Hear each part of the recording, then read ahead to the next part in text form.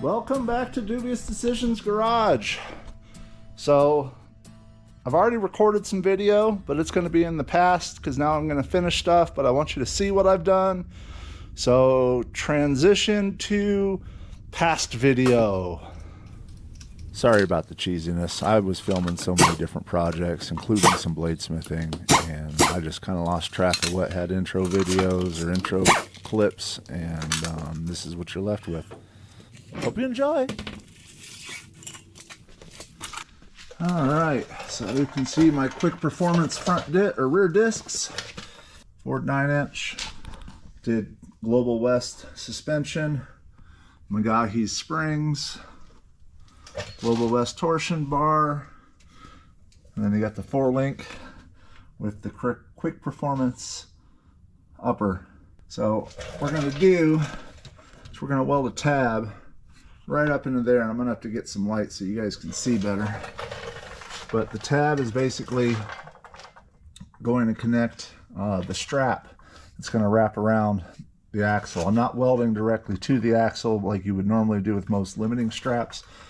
I'm just going to kind of let the limiting strap dangle, and we're gonna give it a shot, see how it works out. The other thing I got to do while I'm up here is make sure my brake lines are done. I cannot remember if they are. What you're not going to see is the other side. It's a tighter area back there because of the shop wall. So you're just basically going to get to see the work on this side. Again, I'll be shutting off the camera for the actual welding. I don't want to burn out my cameras with the welding flare. But I'm going to go ahead and get to it. Alright, best camera position I can get for you, really. It's just me. I can't get like action shots while I'm working on stuff. So I'm gonna use a flap wheel to clean up the frame right here so I have a nice clean place to weld to. And I'm gonna try to ground down here. Normally you want to be a little bit closer, but I'm gonna try to put a receiver hitch on this. So I'm gonna have to grind down there anyway to be able to weld that on. So I'm gonna try to there. If that doesn't give me enough of the ground, I can come closer right here. If I cannot get any closer than that, then I'll have to figure something out. Maybe grind off up here, but I really don't want to remove the paint here. We'll see. Go get a face shield. Staring at the ceiling again, counting backwards from 10. Waiting for your laugh to crack this quiet silence. Now for some welding. Alright. Well, they are welded up. The welds are not great welds, but I did have good penetration and they will hold. This isn't something that is going to be taking a lot of weight. It's just kind of a safety thing for my drive shaft to not hit the tunnel that it goes through. So what's interesting about this car is that they're this interesting X, and there's this long tunnel that goes through. Well, for the stock Impala it's fine, but for my uses it's not. The angle of that input pinion, shaft, whatever, on the pumpkin, it's kind of hard to tell, but the drive shaft at full flex with the rear axle all the way down, the drive shaft would hit that tunnel. So to prevent that, that's what the limiting straps are for. So when needed to access down here or putting up on the lift, it'll hold it up.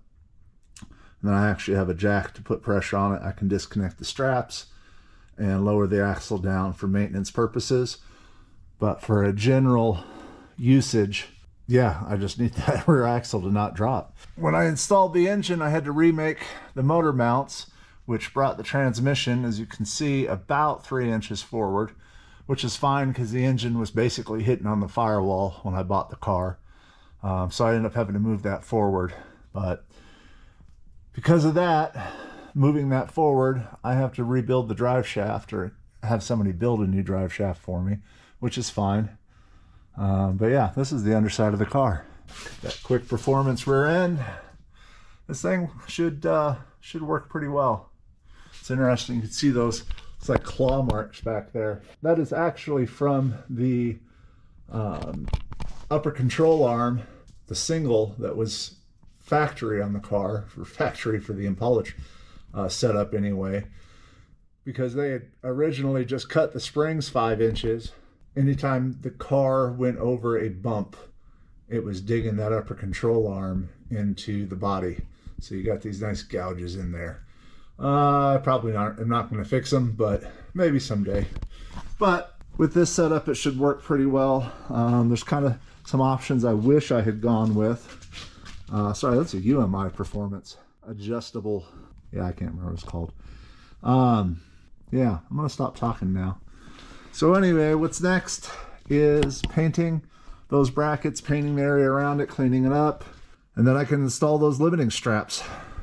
So I ended up opting to just primer and paint the brackets off camera. I couldn't find a good camera position for it, and I figured it didn't really add any value anyway. What I'm doing now is reinstalling the coil springs, because once the straps are on, it would be near impossible to get the springs in. So, fun fact, somebody left the limiting straps up on top of the car. You know, think ahead, that kind of thing.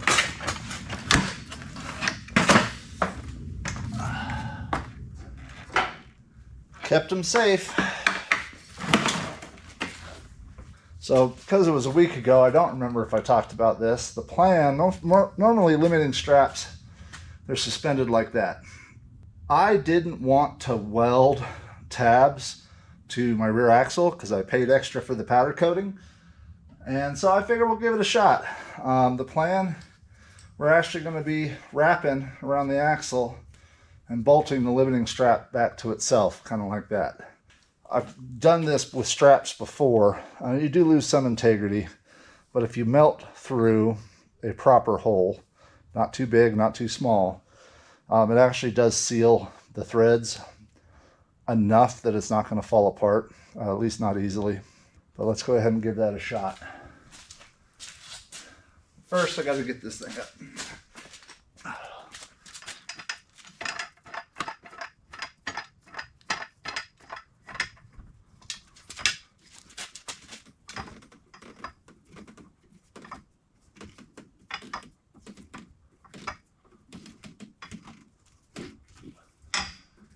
Too much.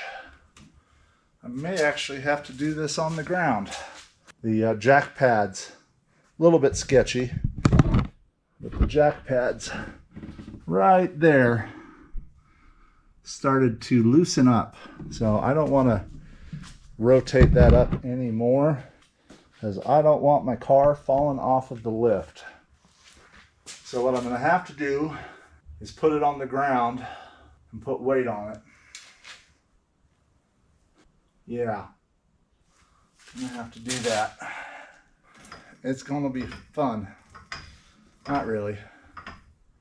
Let's see. If I down jack it, put the front tires on the skates, which I need to sweep up first. And then I come all the way down to a jack pad, jack stand to lift that up. We'll give that a shot. First, been a while for me, but y'all remember my mess. Maybe if I close my eyes, you walk through that door like nothing ever happened here. Like before, I see the signs. Well, I need to know, are you here? And there's a space. so I just had a really dumb thought. If I go too low to the ground, my fat butt is going to have a hard time crawling under there to work on this. But if I support the front end with some milk crates, which I have numerous of, and I know that they're pretty strong. I'm not putting the weight of the car on it. I'm just offsetting the weight of jacking the back end up. It should hold it. Mildly sketchy, but that's the name of the game, I guess. It's especially when I'm out here by myself. What?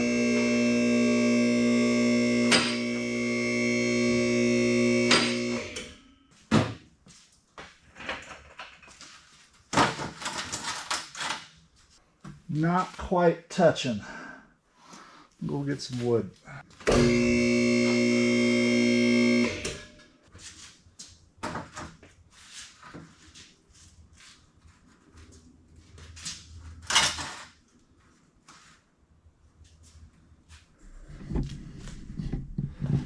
Alright, so this is what we're working with. You can bear witness.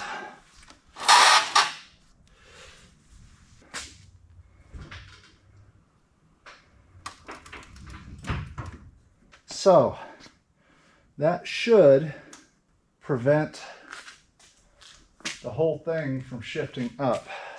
The problem I have, as I float you over here, is I don't have a jack that goes that high other than the one jack I was using, and it don't go that low.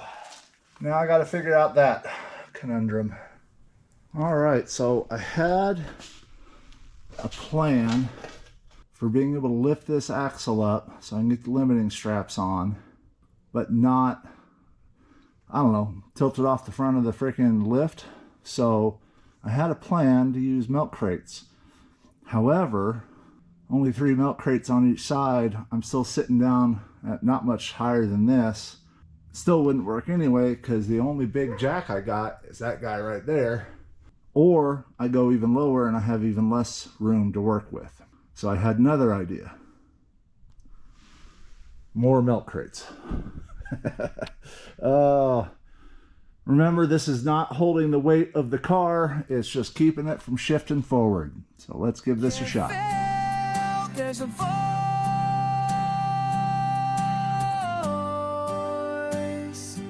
I can hear. There's a way in the still. There's no way. You're not here. Your voice sounds different now. My head somehow fading like old film, slipping through my. I think that was just my loops, or my coil spring shifting. I hope. Even though it was just started to shift weight. I see the sun. I'm wondering if I did not measure my straps properly. So I don't want it to be tight. All right, so these straps are not quite as long. I don't think they're going to be long enough. This, of course, bolts to the frame, and then this is supposed to wrap around and bolt to itself. I don't think there's enough give, so I'm going to order 20-inch straps, and we'll give that a shot. So done for now. Coming back from past video, as I mentioned in the other video, had an issue with these not being long enough. I thought I had ordered the correct length a year plus ago, but they're not going to work for what I want to do. Plus I'm having issues with even just lifting the back end of that car up while it's on the lift. So I ordered new straps. These are 25-inch and these are 18-inch. Well, doing some reading, I decided to go ahead and order a super long instead of just slightly longer, and the plan is just to hoop it like that. Came with some hardware we're not going to use.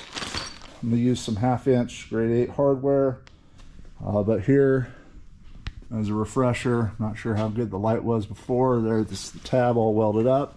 I am going to adjust how this brake line is sitting, because I don't want the strap to rub on the brake line or vice versa. All right, so I gotta say, this is where being an inexperienced YouTuber and doing it all on my own, as far as the filming goes anyway, this is what happens. I just attached the straps, I did the jacking, everything, and I wasn't recording. Finally got the indication when the camera turned off. I went ahead and took one strap back off. I don't feel like re-recording everything. It's not that it was that difficult. It's that it's probably about 36 degrees out in the shop right now. I'm trying to not run the heater so y'all have decent audio. But it's cold and I'd like to go inside. So I don't want to re-record, but I will tell you what you missed. I got this strap attached right here. Prior to that, I loosened up my brake lines because I don't want the strap chafing on the brake lines. Still have some more adjustments to do on both sides. Loosened up the brake lines so I could move them. I jacked it up with this. I explained as I'm jacking it up, I'm watching those pads for any shifting, any movement at all, even a hint that they might think about moving, and then I'm stopping jacking it up. Didn't actually hit that point. Went up enough, I'm like, hey, let's give it a shot, and there was clearance. So got that inside installed. I explained my hardware. My hardware is 1.5 inch, half-inch bolts, 13 thread with nuts and fender washers and a lock washer. Only the bolt is grade 8. Again, the design on this, there's so many other ways I could have done it. You were here, I need to know. Are you here? I'm gonna go with this method for now. If it doesn't work, then I'll go back to welding a tab. Another method would be to shorten the shock. I'm not a shock professional, and I don't know, I suppose eventually I could figure it out, but I'm probably after trial and error, and then I have a stack of extra shocks because I need the suspension where it's at. I just need it to not drop as low. But so here's where we're at. I was actually grabbing tools to be able to tighten down this hardware when I heard the camera beep. So now you're all caught up. All over again, I see the signs. You were here, I need to know. So I am not doing a set torque value.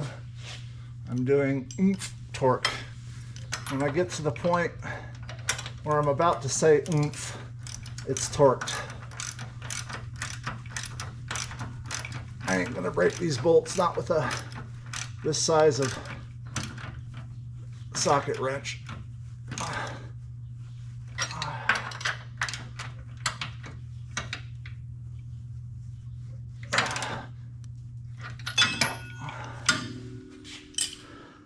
All right, now that that's done, I'm gonna lower this back down to take weight off. There will be some adjustments for the brake lines too. Actually, I'm gonna go ahead and tighten those down right now. But I will be keeping an eye on this whole setup. I'm gonna be keeping an eye on the whole damn car once it's drivable again. The purpose behind it is to make it safer than it was, and I think we'll be good there. But the only comparison I would ever make to this in a 2023 Hyundai whatever is that Hyundai's safer by a lot. Where is the fun in that? Might as well just stay at home. 100% safe. Yeah, I do ride motorcycles. That is my opinion. Let's get this axle lowered down.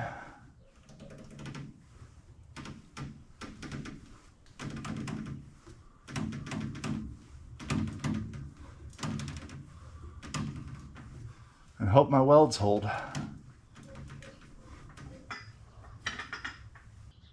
Now they appear to be holding.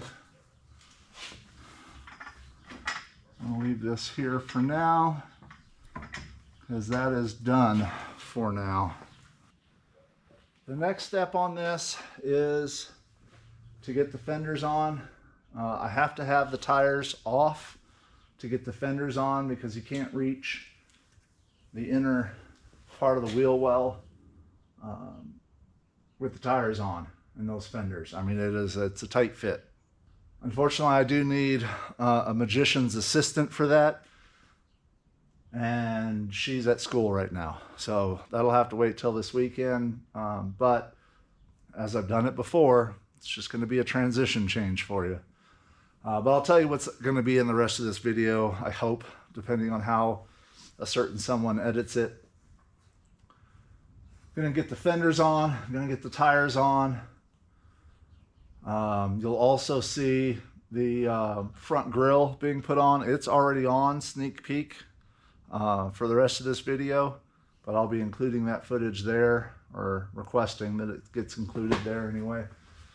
Once we're done with that, it'll be a future video, but we'll get the fuel pump installed. We'll get the motor hooked up. Depending on when this video releases, you might have already seen the headers. I keep calling them headers. They're exhaust manifolds. Ram Air 3, high output, something Pontiac exhaust manifolds. But you'll see those getting Cerakoted. You've either already seen it if you watched a previous video, or that video hasn't gotten posted yet. I don't know at the time of recording. But you'll also hopefully see in that video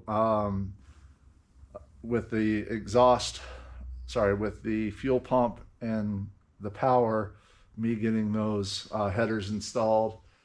And then at some point, I'll also get the exhaust built. Well, that's it for this moment. So, transition. There's a way in the still, there's no way.